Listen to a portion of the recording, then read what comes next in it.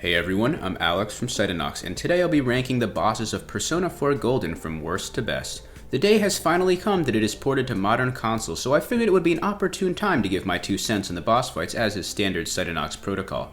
If my work ethic is half as strong as I like to think it is, this video should be going online right as the clock strikes midnight on January 19th, just as promised to a certain somebody who seemed to doubt my abilities. Ye of little faith.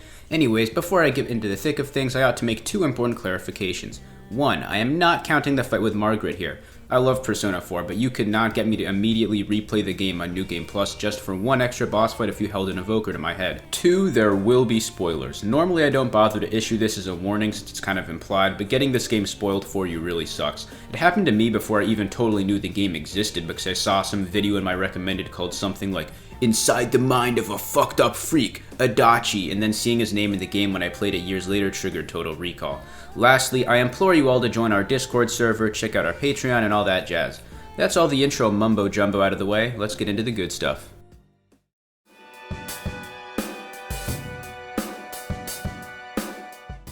Turn-based RPGs are tricky to make engaging boss fights for. Ultimately, most of the differentiation will simply come down to things like what elements a foe is weak to and what unusual non-standard moves they possess. On your end, you're just hitting them with spells a lot, yeah.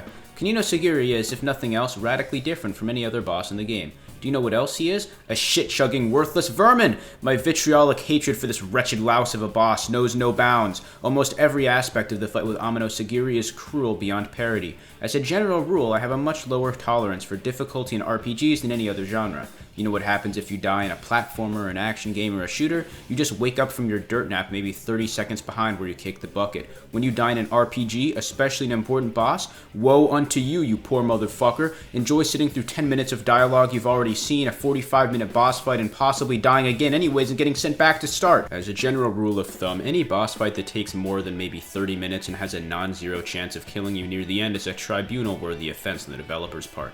I happened to be on call with some members of our Discord server while fighting this guy, and if you don't believe me when I say I was angry, just ask around there.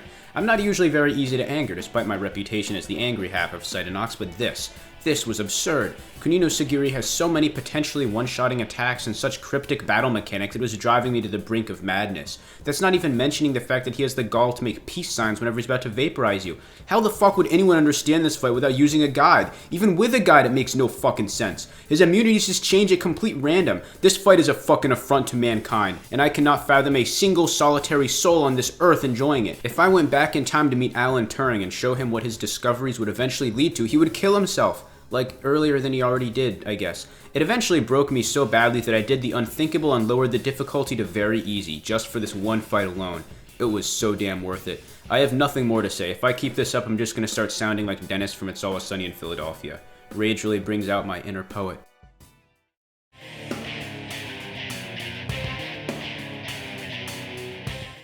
I'm sure this surprises absolutely nobody. I'm lucky that this video is on Golden because in vanilla Persona 4 this fight is even more evil than it already is. Persona 4 as a whole really has wonky difficulty scaling. Sometimes the game is an absolute pushover and sometimes it decides to bludgeon you upside the head with a sledgehammer. Later in the game this could be attributed to player overcompensation, like someone grinding if a previous boss was too hard or not fighting enemies if they felt overpowered. This is absolutely not the case for the steamy bathhouse, however, being as early in the game as it is. As one might expect from the setting, somebody is getting butt-fucked, and unfortunately for Kanji, it sure isn't him. He rides into battle with 2 giant buff dudes helping him out, mainly with healing and casting elemental immunity spells to protect each other.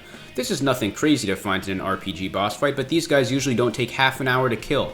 Nothing spells out entertainment like whacking Nice Guy with a golf club for half the runtime of a feature film. It doesn't help that this early in the game you have a pitiable smattering of SP, and that Fox charges loan shark rates for healing at low ranks. If you do everything in one day because you're a neurotic completionist for the social links like me, this makes the fight absurdly difficult.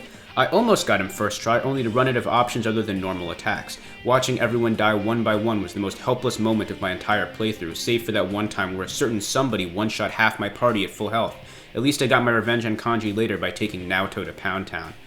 Yo Jack, I just had sex in Persona 4. What? Revenge is best served cold, sucka. Should've kept batting for the other team.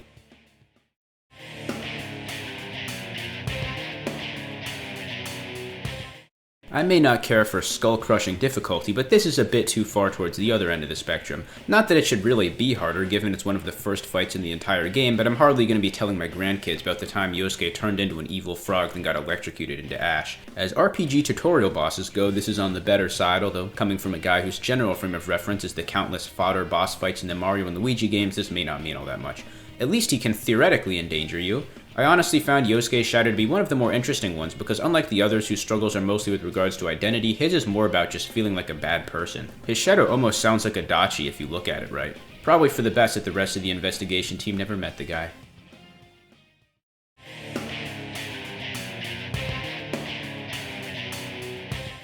I really dig the design on this one. She's like if you crossed Pyramid Head with a banana. She also has this whole dominatrix look, which is kinda odd considering a big part of her shadow self is feeling sexually dwarfed by Yukiko. At least there's always Ku.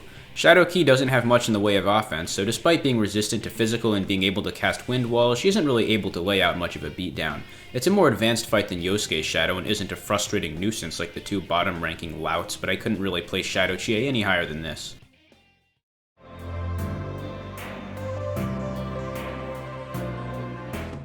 This fight is frustrating because it could have been really great if they didn't feel the need to make the Hollow Forest a stupid gimmick dungeon. The game managed to make me care a pretty great deal about saving Marie, which is saying something considering I don't particularly care for her poetry and insults. And yet, story stakes alone cannot wholly make up for the shameless gimmick reliance you're up against here. The first phase against Marie is just standard unwinnable RPG boss stuff, but having to take down a boss with innate resistance to every element is a real hassle. You're totally reliant on whatever stockpile of resistance nullifying items you found during the dungeon, without which damaging the boss is impossible. I got sorta screwed because I'm the kind of guy who just uses one party for everything, so my most leveled character was Naoto, who was virtually useless here save for her ability to cast magic shields. While I'm on the topic, why don't RPGs just equally level all your party members? I never understood this bullshit. It sets up a snowball effect where if you don't use a certain party member for one dungeon, they'll suck in the next one until you get to the point I did where half your party is level 40 in the endgame. I just beat Yakuza Like a Dragon a few days ago, and the way that game did it was great. Anyways, once you get over the tedium of taking half your turns to make the boss vulnerable, it's actually pretty easy. She hits like a pussy and dies in less than 10 Dine level spells if you're around level 90 like I was. I put this fight above some of the other ones because as annoying as it is, the idea is at least something different, and hitting her for over 1,000 damage with Mind Charge severe damage spells is satisfying as hell. If this fight concluded a dungeon that wasn't the awful Hollow Forest, it might fare better, but there's no use thinking in hypotheticals.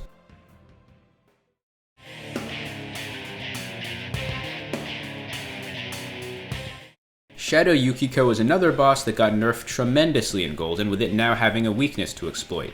Shadow Yukiko was also the first of many shadows to follow the rather amusing plotline of, I think I'm X, but society wants me to be Y. Wait, never mind, I actually am Y. It's not unrealistic by any means, but the fact that virtually every party member's plotline starting with Yukiko can be boiled down to that one formula is easy to poke fun at. What isn't easy is keeping my composure while I watch poor Yosuke get flattened into a pancake for the 5th time by shivering Rondo. This fight is honestly a pretty good level of difficulty, jokes aside. It's not unreasonably hard, but it's not pathetic either. Considering its quality is handicapped by being the first major boss, it does a decent job making something noteworthy out of the limited mechanics available early game.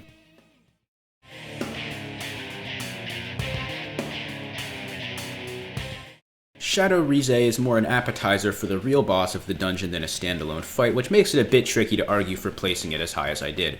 Honestly, it's just refreshing. After getting violated in every sense of the word by Kanji's Dungeon from Hell, this was a breath of fresh air. Just a nice, pleasant battle with a satellite stripper who gets obliterated by Teddy after a couple rather tame turns.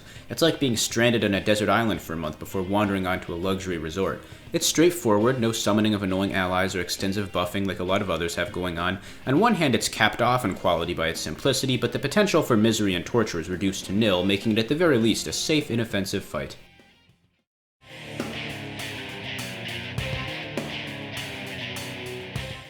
Teddy is many things. Cheerful, militantly voyeuristic, annoyingly shrill, and apparently fucking horrifying. What the hell is that? Shadows aren't just spawned into reality, they're basically someone's suppressed self. What the hell does he know that we don't?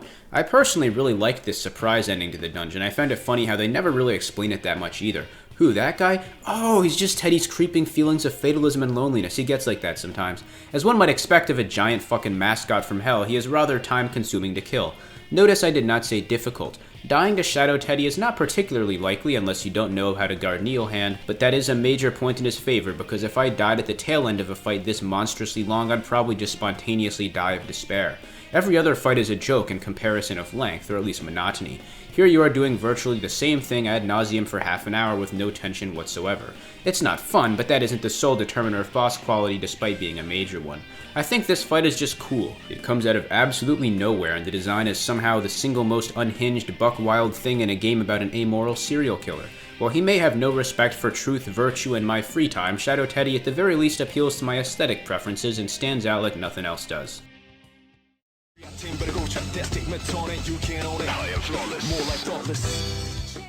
Don't get me wrong, I absolutely love Adachi. The guy was my profile picture on every social platform for quite some time, make of that what you will. The concept of someone killing with almost no motive is interesting to me, and even more so due to how friendly he is in his day-to-day interactions. He talks and acts a lot like I do at any rate, which certainly endeared him to me. The duality between his two personalities is so extreme that I almost think of him as having two distinct personalities that happen to overlap on occasion. It's interesting how friendly he seems to be after you beat him and send him off to the clink, and he does seem to genuinely care for Dojima and you to an extent. I wouldn't say he's perfectly written, or at least I think they fumbled some aspects of him when he's overtly confronting you after the big reveal, but the concept behind him is great. The whole letting the world become shadows thing was a lame goal, and I thought antithetical of Adachi's philosophy to an extent. He claims to care about nothing, but he clearly thinks very highly of himself, given how often he boasts of his academic capabilities and how poorly he seems to regard average people. I think someone like him would never accept an outcome where their self was dissolved into nothingness, although I guess I can cope and tell myself he was just being manipulated by Amino Sagiri here. Anyways, I could fawn over my literally me role model all day, but I gotta explain why I have him languishing in the mid-rank boonies. Awesome as the guy is, this fight was so easy that it was anticlimactic. I definitely came in over-leveled after how badly the boss before him fucked me up, but he got vaporized in under 5 minutes. As long as you keep your buffs up and come in with solid endgame skills, he can't touch you. Even when I wasn't dodging or absorbing his attacks, he'd hit for less than 100 damage. I guess the power of friendship really is something to be reckoned with. Who'da thunk?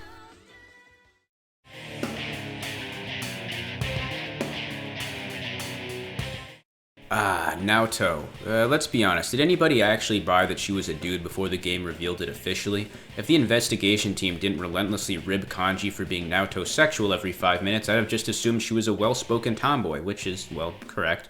Anyways, upon meeting Cyber Naoto 3000, you're given an ultimatum. Kick its ass, or Naoto gets her knockers removed by buzzsaws and given bloody spike drill bottom surgery. I'll do a lot of things in the name of revenge, but if that all went down, I'd probably just have to kick rocks and give that round to Kanji. Not that I don't love her for her personality, watching her interact with her shadow is a funny change of pace from the usual screaming match, but, well, you know. Suffice to say, I was not about to let that happen. This fight is at a nice junction of what makes a good boss. It's got enough gimmicks to be memorable and is difficult enough to not be fodder, but none of these things are to an extent that its sacrifice is fun. Lots of status effects and buffs, which lend themselves to strategies like debuffing it to make it waste one of its 2 turns recasting Heat Riser and stuff like that. It's also got that one move that turns you into an old man, which was pretty funny in the anime. Amazing how shitty the Persona 5 anime was compared to the god tier one for Vanilla 4. I also like the variety this fight has to offer, which makes the 15 or so minutes it takes to down pass no problem.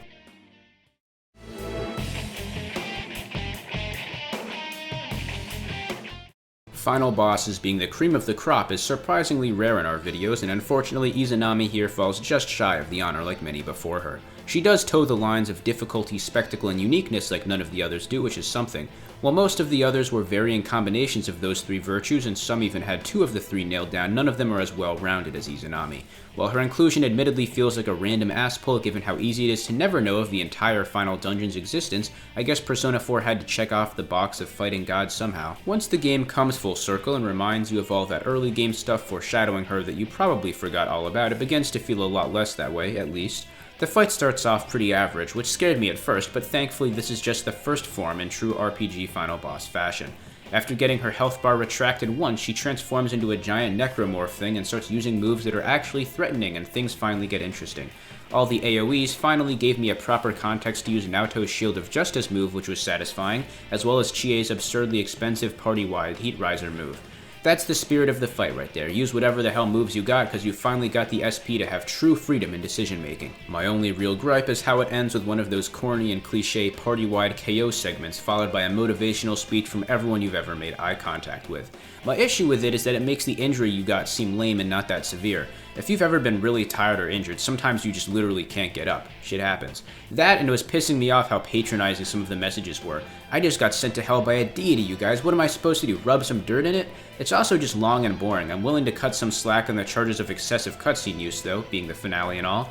I wouldn't say Izanami is all-time boss fight royalty, but when weighed against the other foes of Persona 4 Golden, it's hard to deny her top-tier status.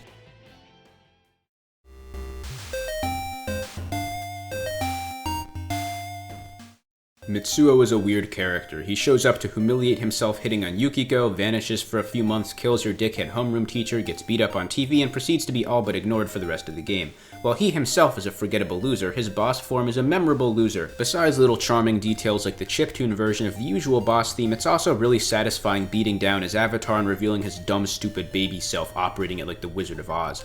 Bosses that are only vulnerable for a brief period after you make them so can be really frustrating a lot of the time, but Shadow Mitsuo doesn't just bum rush getting back into his shell since it takes time to repair, which makes it work. This fight has so much more effort seemingly put into it than most of the others that it's kind of odd. He has a very diverse, unique move pool and animations for all of them down to the menu crawling. This is the sort of boss design that carried over into Persona 5, which I would say for the most part has a boss roster that makes 4s look like dog shit by comparison.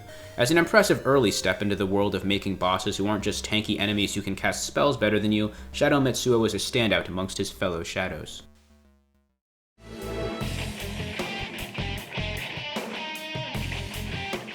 This fight is awesome. It's almost as if the game heard me moaning about Adachi being fodder and decided to answer my prayers. Oh, is that too easy? Fight this giant eyeball, you ungrateful fuck. Amino Sagiri is a lot like Yalda Boath from Persona 5 if he actually listened to you. Yalda was literally face to face with an entire nation's worth of people rallying against him and was like, oh no, you guys definitely still want to be slaves. Amino Sagiri just gets his ass beat for a little bit and is like, oh my bad man, I thought you guys wanted the evil fog, never mind, I'll get rid of it, sorry dude. As far as deities and Persona go, he doesn't deserve the bad rap he gets. The fight is great. It's a lot like the fight with Izanami if it had less corny, shoehorned cutscene shit in it. The only somewhat similar thing he does is casting Fog of Bewilderment, which is basically just downtime to reapply buffs despite how ominous it sounds. For most of the fight, you're hitting him for all you've got and carefully balancing that with defense to make sure he doesn't laser you to death after mind charging. This is all well and good, but I happen to also think it's the coolest looking fight in the game in terms of visuals. While Adachi and Magatsu Izanagi are my favorite looking bosses, the giant neon eyeball and his foggy sunrise combined take the cake overall. The scale feels enormous, which is a bit of a must for at least one foe in the endgame of a Persona game. Despite being a random throwaway deity thing with a one-note personality, Amino Sagiri is so good at everything else that this handicap alone is incapable of keeping him from the gold medal. And that's the truth. I think, anyways. Thanks so much for watching and I hope you enjoyed. Be sure to tune in every week for more videos and consider pledging to our Patreon if you want some input on what that content may be. That's all for now. Deuces. Except, of course, thanking our Patreons. Thank you to Jack Attack, Aaron Trong, and Tintabulations. They keep the wheels a-turnin'. Thanks for your support, you guys.